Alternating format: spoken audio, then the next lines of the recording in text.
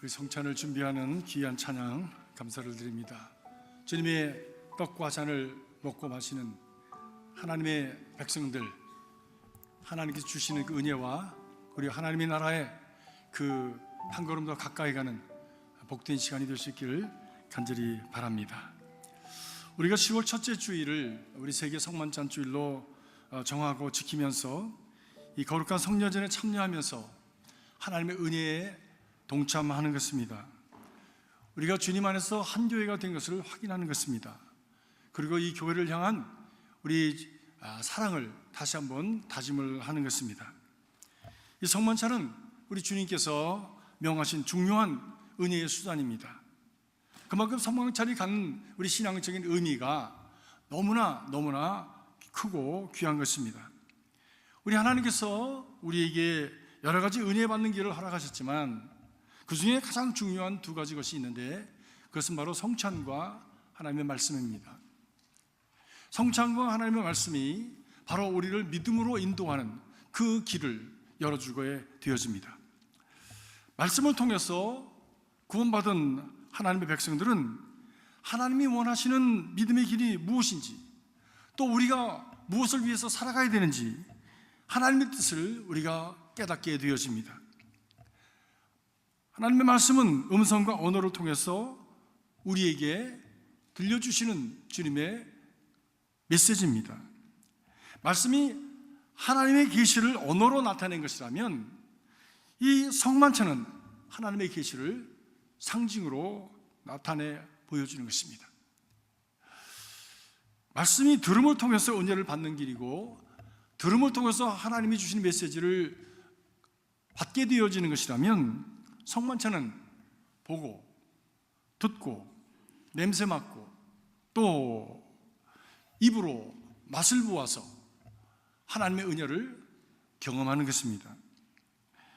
성찬을 가지고 이제 좀 이따 성찬의 그 보가 열리면 우리가 성만찬 바로 그 예수 그리스도께서 죽으시면서 이것을 행할 때마다 나를 기억하라고 하셨던 그 음성을 우리가 보게 되는 것입니다. 그리고 듣게 되는 것입니다. 그리고 성찬을 우리가 뗄 때에 우리가 오감으로 손으로 만지고 그리고 냄새를 맡게 되어지고 입으로 맛보아 아는 그런 은혜가 되어지는 것입니다. 우리 온 몸으로 체험하는 하나님의 은혜를 통해서 우리에게 주시는 그 메시지가 있는 것입니다. 우리는 그것을 깨달아야 되고 그것을 깨달은 말을 믿음으로 받아서 우리가 살아갈 때에 그것이 진정으로 축복이 되어지는 것입니다. 이 성찬이 상징이라고 말씀을 드렸는데 우리가 세상에 살아가면서 커뮤니케이션하는 방법이 두 가지가 있습니다. 하나는 사인입니다. 사인. 글씨도 다 사인이죠. 우리 한국 사람들끼리는 기억을 쓰면 이것은 가라고 읽는다, 니은을 쓰고서 나라고 읽는다라고는 심볼, 사인입니다. 다른 사람들은 그 사인의 약속을 모르는 사람들은 그것이 무슨 글자인지 모릅니다. 사인은 그래서 약속한 사람들끼리만 아는 겁니다. 빨간 판에 STOP 쓰면 그 무슨 뜻입니까?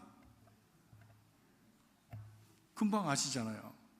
읽을 줄도 아시고 그 뜻이 뭔지도 아시죠? 뭐라고 하는 겁니까 그게? 예? 스톱이 뭔지 모르는 사람이 있습니까? 그냥 스탑하면 되는 거예요. 트래픽 라이트에 초록불이 들어오면 무슨 뜻입니까? 그 사인이 무슨 뜻을 말하는 것입니까? 가라고 그러는 거예요. 안 가고 서 있으면 사고 납니다. 안 가고 서 있으면 욕 먹습니다. 뒤에서 빵빵거리고 막 그냥 뒤에서 험한 사람들 같으면 F자를 막 얘기를 하고요. 막 화를 냅니다. 특별히 요즘 그런 사람 많은 것 같아요. 카톡 하느라고, 자동차에서 이거 하느라고 파란불이 켜졌는데 안 가고 서 있어. 욕 먹습니다. 왜 약속을 안 지키냐는 거예요. 사인은 약속입니다. 그 약속 이상 더 없습니다. 그런데 심볼은 그렇지 않습니다. 심볼은, 상징은 그 안에 깊은 것을 담고 있습니다.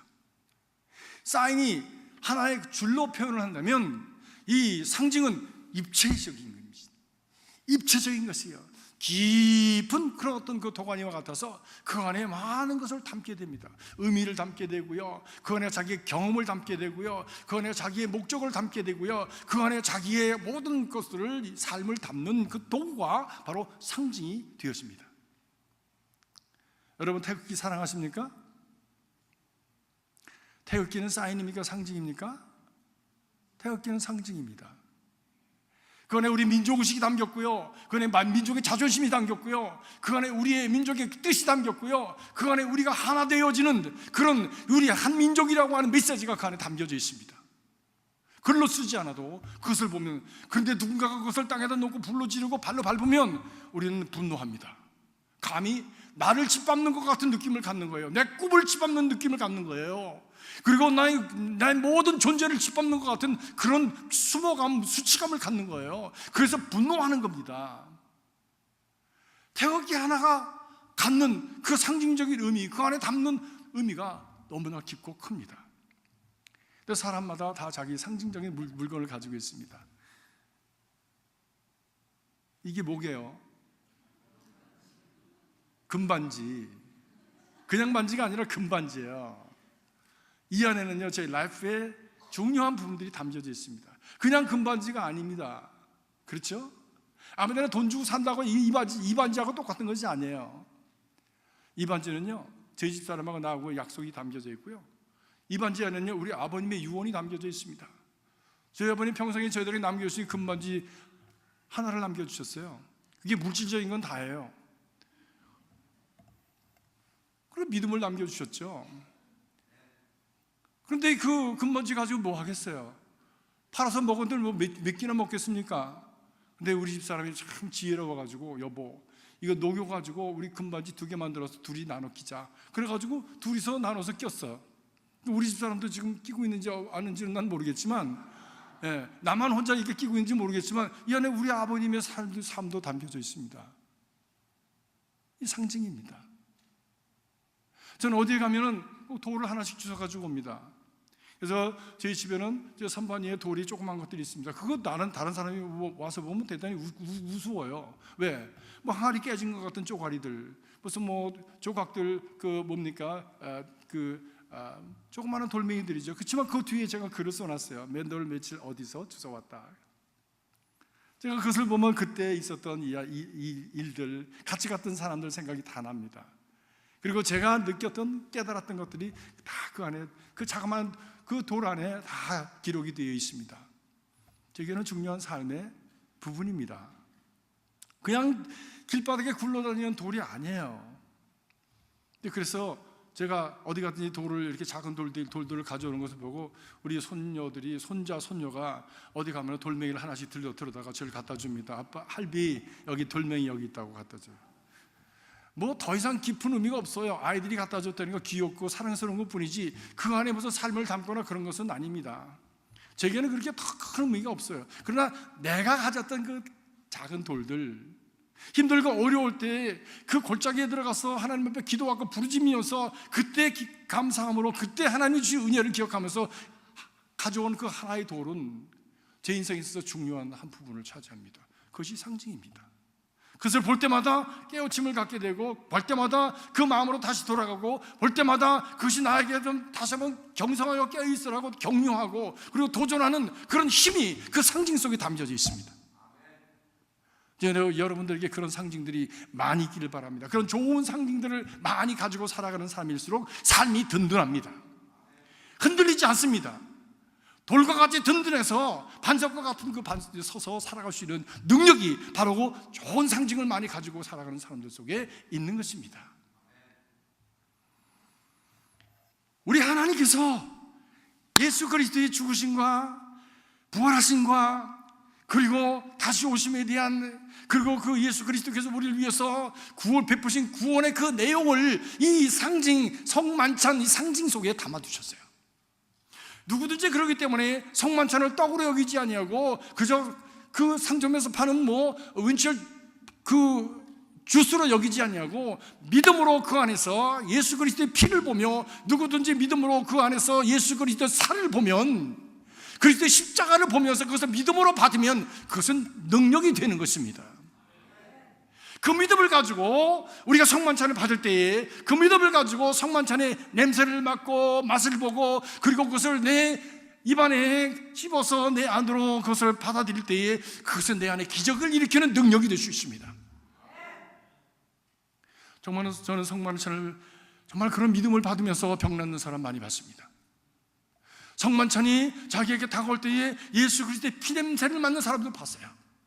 그리고 감히 그것을 받을 수가 없어서 그만 혼절하는 사람도 있었어요. 아직까지 우리 교회는 그런 분 못 뵀어요.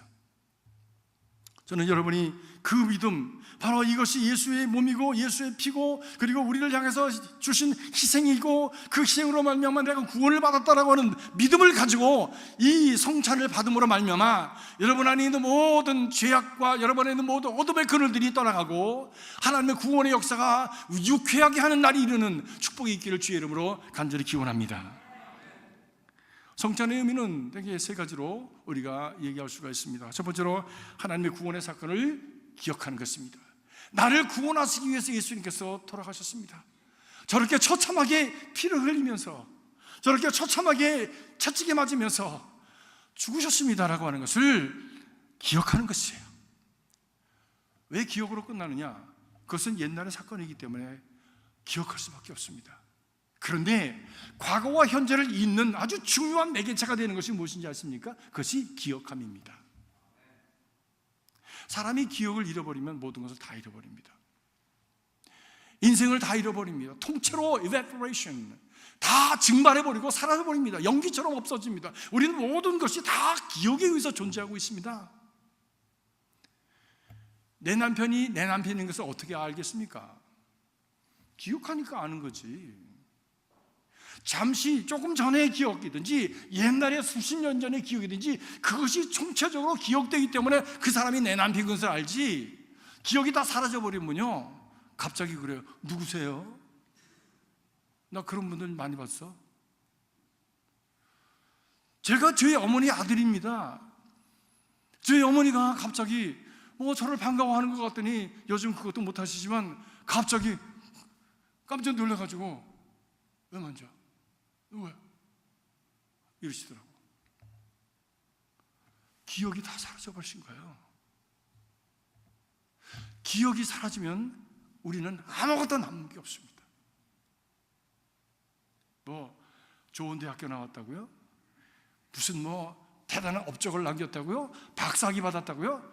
기억이 사라지면요 다 꽝이에요. 우리는 기억으로 존재하는 존재입니다. 그런데 좋은 것을 기억하면 좋은 인생이 되어지고 나쁜 것을 기억하면서 살아가면 나쁜 인생이 되어집니다. 참담한 것을 기억하면서 살아가면요 참담한 인생이 되어지고 정말 행복한 것을 기억하면서 살아가는 사람은 행복한 인생이 되어집니다. 원수가 없는 것만 기억하면서 살아가는 사람은 맨날 죽일 생각만 하다 살아가다 인생 끝냅니다. 그러다 사랑하고 베풀고 나누며 다른 사람을 세워주는 그런 어떤 귀한 소망을 가지고 그런 좋은 기억들을 가지고 살아가는 사람은 사랑스러운 사람, 아름다운 사람, 향기로운 사람, 많은 사람들에게 사랑받는 사람이 되어지는 거예요. 무엇을 기억하면서 살아가십니까? 우리가 이 성만찬을 하는 이유가 무엇입니까? 우리를 향하신 하나님의 절대적인 선을 기억하는 것입니다. 우리는 죄인이지만 하나님은 우리를 위해서 이렇게 사랑해 주셨고 우리를 이렇게 용서해 주셨고 그로 말미암아 우리가 하나님의 자녀가 되어서 천국의 백성이 되어지는 그런 미래를 하나님께서 허락하셨다고 하는 하나님의 총체적인 은혜를 기억하는 거예요. 그래서 우리는 지난날의 아픔을 지워버릴 수 있고 지난날의 그 참담함을 버릴 수가 있고 그 안에서 우리가 회복되어서 치유되어지고 회복되어질 뿐만이 아니라 그것을 넘어서 하나님의 나라의 거룩한 백성으로 살아가는 미래를 열어갈 수 있게 되어지는 것입니다. 그것이 다 무엇으로부터 옵니까? 기억으로부터 오는 것입니다. 그 기억함을 받아들이는 것, 이것이 믿음입니다. 그런 의미에서 어떤 의미에서 믿음은 과거에 근거하고 있습니다. 지난날에 선하고 아름다운 것을 기억하지 못한다면 어떻게 그 사람을 신뢰할 수 있겠습니까? 하나님은 우리에게 선한 일을 행하셨고 나는 비록 부족했지만 하나님은 나에게 부여하셨고 나를 풍성하게 여기시고 나를 용서하시고 받아들이셨다고 하는 그것을 깨닫는 순간에 내 안에 믿음이 생겨지게 되는 것이죠. 그것을 증거하는 것이 무엇입니까? 그것을 증거하는 것이 하나님의 말씀입니다.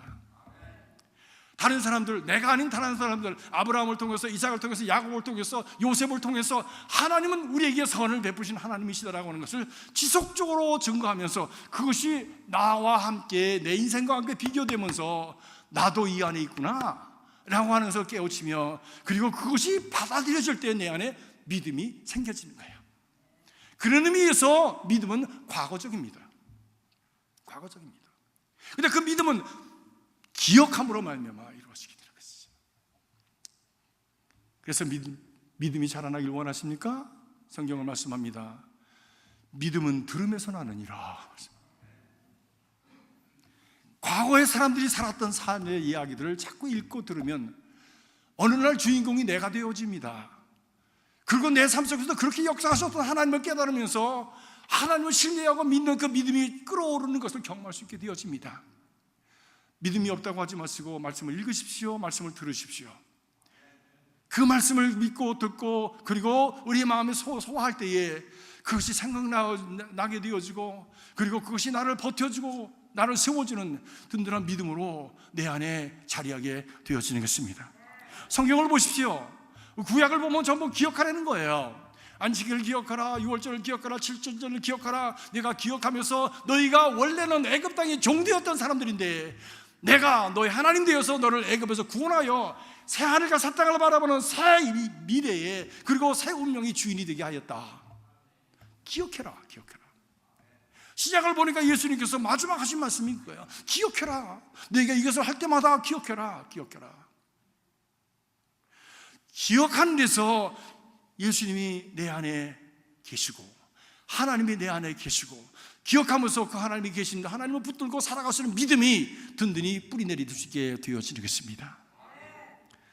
성찬을 행할 때에 우리는 예수님께서 나를 위해서 죽으시고 그를 통해서 나를 구원하셨다고 하는 그 믿음을 고백하면서 그 믿음이 나를 버텨주는 힘으로, 능력으로 든든히 뿌리 내릴 수 있기를 주님의 이름으로 축복합니다. 두 번째로 성찬이 갖는 의미는 성도의 교제입니다. Fellowship of the whole saints. 성도의 교제입니다. 성찬에 참여해서 함께 떡과 포도주를 나누는 것은 예수님과 나와 교제를 나누는 것이기도 하지만, 함께 떡을 떼는 우리 모두가 함께 한 상에 참여해서 한솥밥을 먹었다고 하는 것을 말씀하는 것이지요.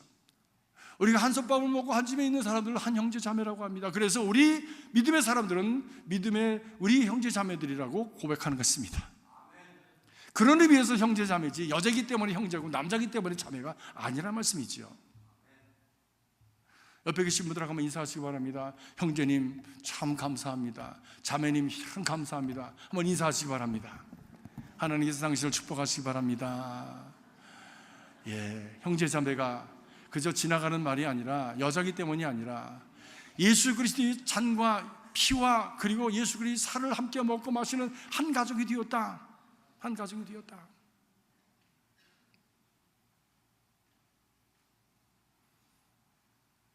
요즘은 그런 게 없는 것 같아요. 옛날에는 의형제 무슨 뭐 그런 거 많이 맺었어요. 그래가지고 뭐 여기다가 실을 따가지고 말해 뭐 이렇게 긋고 뭐 그런 거 많이 했어요.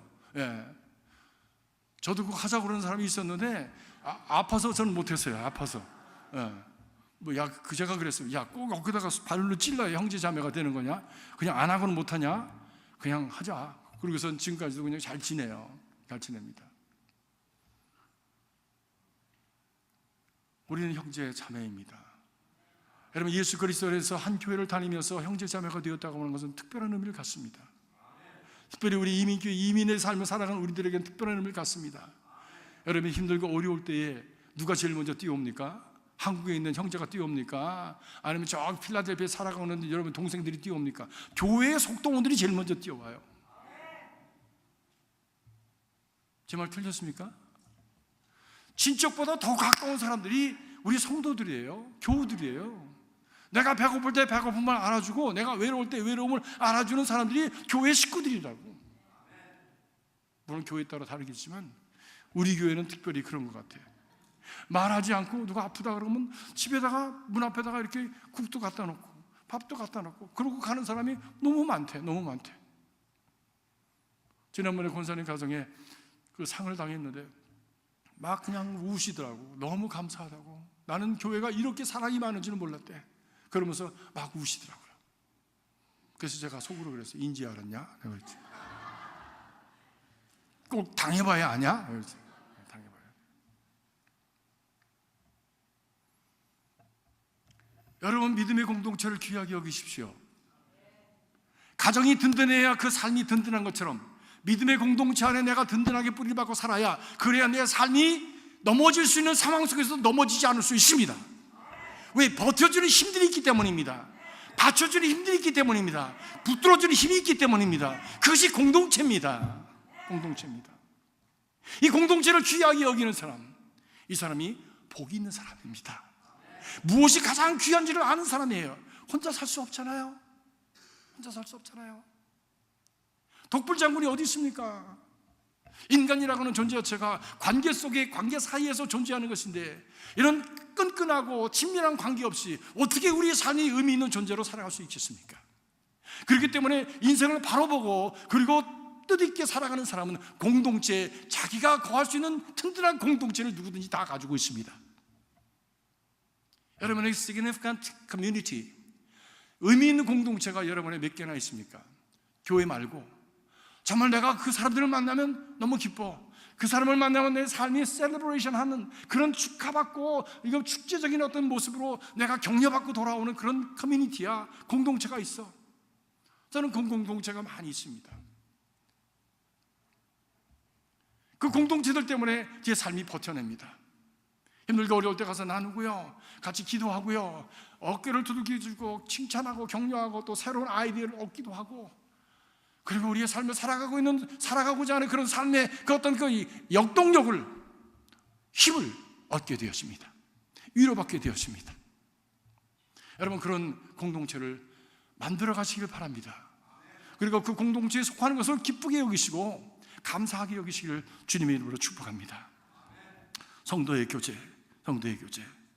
고린도 교회가 열심으로 모였습니다. 그런데 진정 그 성도의 교제를 나누는 공동체로서의 모습이 결여되었었습니다. 고린도 교회는요, 너무나도 은혜를 많이 받은 교회입니다. 은사가, 각종 은사가 다 받았잖아요. 방언도 하고 예언도 하고요, 무슨 성경 말씀도 줄줄 외고요, 또 예수님께서 다시 오신다고 하는 믿음의 고백이 확실해가지고 종말적인 신앙도 가지고요, 그리고 은혜의 체험이 많아가지고 간증하라고 하면 다다다다다다다 누구든지 다 간증을 하고요, 대단한 사람들이었어, 겉으로 볼 때는. 근데 전부 각자가 은혜 받았어. 나만 올 테다, 내가 받은 은혜가 제일이라는 거예요. 내대로 하라는 거예요. 그래서 그렇게 은혜가 많은 교회가, 하나님도 한 분이요, 성령도 한 분이요, 예수님도 한 분이요, 예수님이 우리와 함께 우리가 사람을 짓자라고 해서 하나 되었던 것이 하나님의 모습인데, 그들은 하나가 되어지지 않고 은혜 때문에 갈라졌어. 사파가 생겼네.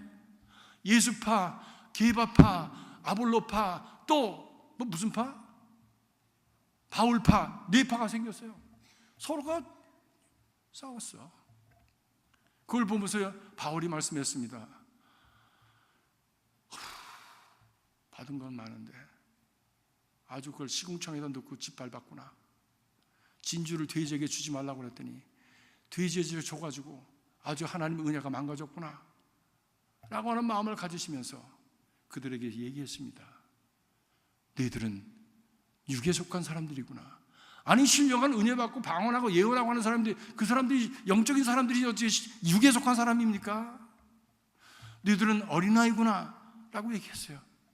아니, 지금 본인들은 믿음이 제일 좋다고서 자기만 믿으라고 자기가 최고라고 하는 사람들인데, 너희들은 믿음이 어리구나, 어린아이라고 그랬어요.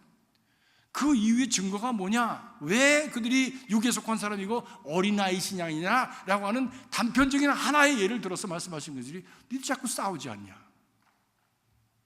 싸우니까 혈기가 있고 육신에 속한 사람들이지, 싸우니까 아직 성숙하지 못하니까 싸우는 거지 라고 말하면서 육에 속했다, 그리고 아직까지 어리다. 여러분, 성인들, 진짜 성인들은 잘 안 싸웁니다. 어린아이들은 자꾸 싸웁니다. 저는 손자를 유치원에다 데려다 주고 또 픽업할 때가 가끔 있는데, 가면 꼭 우는 놈이 꼭 있어. 누가 때렸대, 누가 밀었대, 별것도 아닌데 싸웠더라고 보니까. 어떤 때는 지가 혼자 넘어지고서 제가 그랬대. 그러면서 그냥 그렇게 난리를 피우고 선생님이 힘들어해요. 어떤 때는 지가 다 오줌을 싸놓고서 얘가 쌌다 그러고. 아무튼 별짓을 다 해요, 애들이. 왜? 어린아이니까 그런 거, 어린아이니까. 교회도 마찬가지다. 교회도 마찬가지. 성숙한 사람들이 있으면 싸움할 일이 없다. 왜? 서로가 이해하면 되니까. 서로가 용납하면 되니까. 그럴 수도 있지. 왜? 우리가 다 공사 중이니까. 한번 따라 하십시다. 그럴 수도 있지. 안 하는 분들은 뭐예요? 그럴 수도 없는 거예요? 이쪽만 다시 한번 시작. 그럴 수도 있지. 왜? 우리가 다 공사 중이니까. 완전한 사람이 어디 있습니까? 완벽한 사람이 어디 있습니까? 실수할 수 있고요. 부지불식간에 넘어질 수도 있고요. 그래서 내 모습이 아닌 모습으로 떨어질 때도 있는 거죠. 여러분, 저도 마찬가지입니다. 제가 실수해서 여러분에게 몰골이 깨어질 때에 여러분 그렇게 얘기해 주시기 바랍니다. 그럴 수도 있지. 아멘. 우리 교회 믿음 좋은 사람은 딱 하나밖에 없어. 저도 그렇게 여러분에게 해드릴게요. 서로가 그렇게 하면서 우리가 살아갈 때, 부부가 그렇게 하고 또 우리가 참 우리 관계 속에서 그렇게 살아갈 때 우리의 삶이 얼마나 부드러워지고 얼마나 여유 있어지며 얼마나 우리의 삶이 참 안심이 되겠습니까? 남의 눈치 보지 않고. 이것도 실수하면 또 누가 얻어맞는 거 아니야? 또 누가 그냥 손가락질하면서 그냥 매질을 하는 거 아니야? 불안해서 어떻게 살아?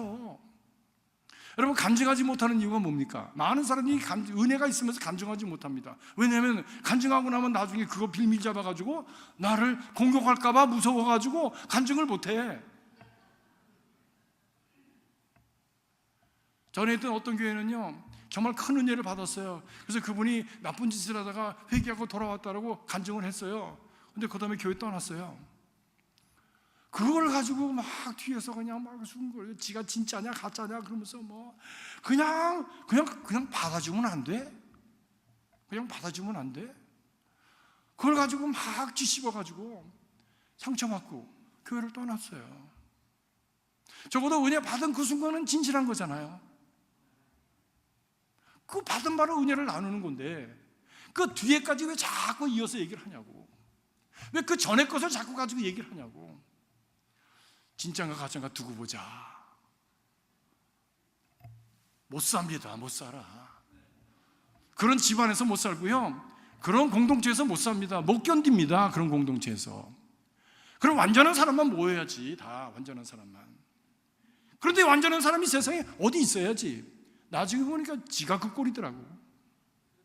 자기도 실수하면서 남의 실수를 못 보는 거야. 완벽주의자, 율법주의자, 자기도 완벽하지 못하면서 남에게 완벽을 요구하는 사람들, 피곤한 사람들입니다. 그런 사람 보고 UPS라고 그러더라고. 엄청나게 피곤하게 하는 사람, UPS.